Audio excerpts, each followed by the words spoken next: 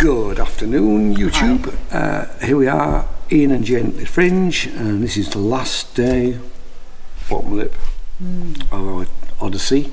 And the first show that we went to today was at the Stand Newtown Theatre at 12 o'clock, and that was in conversation with Ken Loach.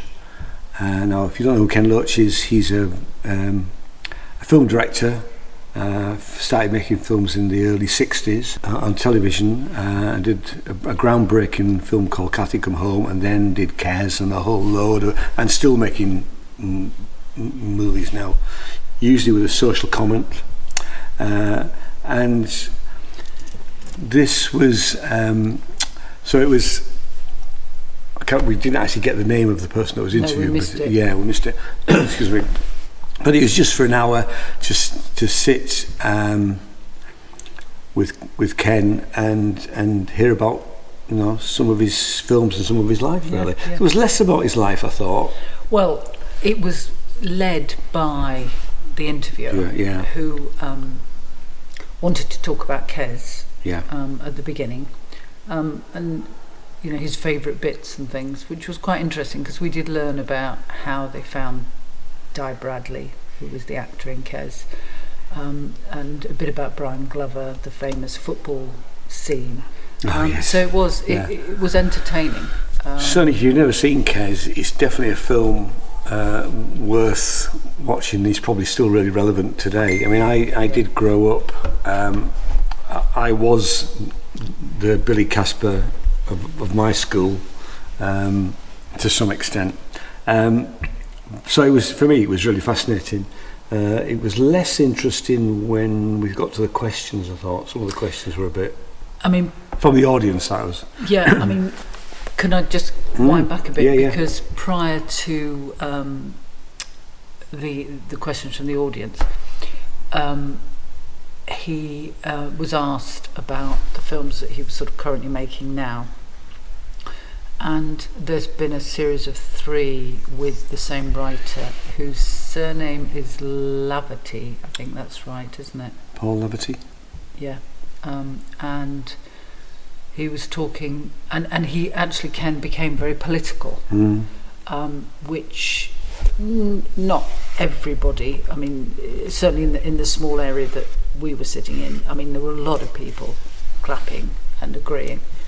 Not everybody was clapping, but the majority of the room, and it was full. It was full. It was sold out, apparently. So it was it was a big audience, and so there were an awful lot of people of the same persuasion as Ken, and he did speak quite passionately.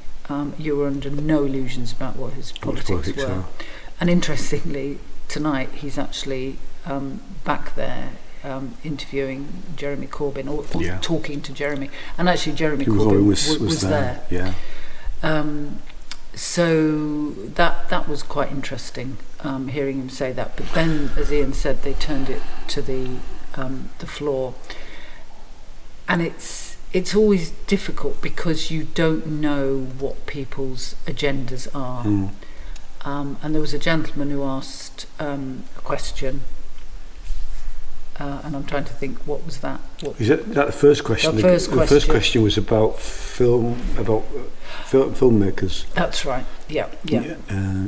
New directors, basically, and about talent. Yeah, that's right. No, that was quite interesting. Yeah.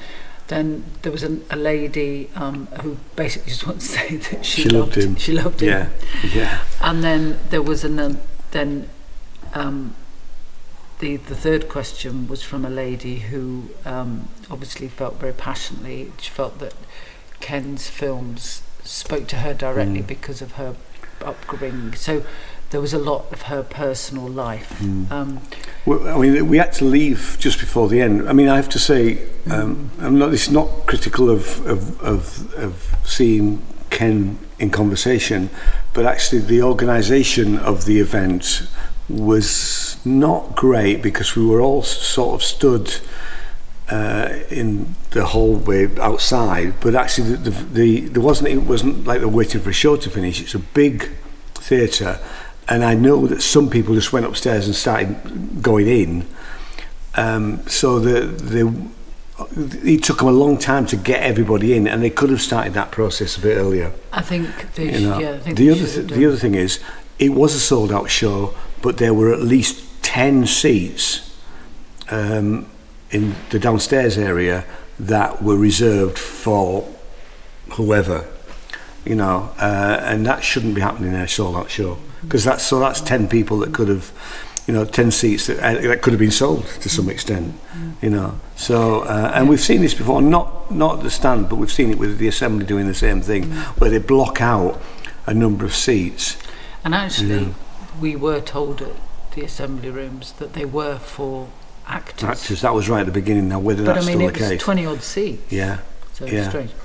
But we really like Ken Loach's work. So, very much so, yeah. So for us, it was really interesting. Yeah, and, it was. And I mean, everybody that was there, you have to say, was interested in his work. Yeah. So, and it was full. Yeah. I would have asked him, because I didn't put my hand up, but I was hoping to, I hope he wasn't going to run out of time, which he obviously did. It overran, and we sort of hung on.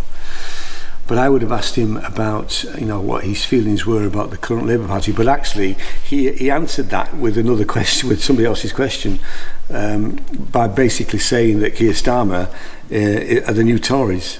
And so that was... I mean, yeah, but we're not... Yeah, but that's... Yeah, but that's what he said. I mean, that's, Yeah, okay. I'd like to know his opinion on why he thinks he's been kicked out of the Labour Party after all these years in being a Labour supporter. But anyway, we didn't get to that. But maybe you'll get to that tonight when he talks to Jeremy Corbyn. Yeah, probably. I really liked it. I thought it was really, it was really interesting. But your idea, because we did one, I think, last year, and that was I've forgotten his name now. But actually, what happened then? It wasn't in conversation. John Lloyd. It was John Lloyd, and we were asked to ask questions before we went in. So they had a number of questions from people, and you could. They should have done that. That'd have been a bit better organised. I mean, I don't know. It's a two-edged sword, because you could say, well, there shouldn't be vetting questions. People should be allowed to just ask what they want. But equally, it becomes a bit of a sort of free-for-all, and you'd maybe learn more if you did just filter some of the questions. And that's not to deny people asking what they want to. That's why I say it's a bit of a two-edged sword. It is. But if somebody's going to ask a question that takes sort of several minutes to ask, it's very difficult, because you're there to hear what Ken Loach wanted, was going to say. What could he say to the lady that said she loved him and that she'd watched all of his stuff since Cathy come home? And he was humble, and he thanked her. But there's not much you can say about that, because that's a real fan thing happening there. But anyway, that's people for you. Can we put stars to this? I think we have to. We do it with everything else. Go on. So yeah, we will.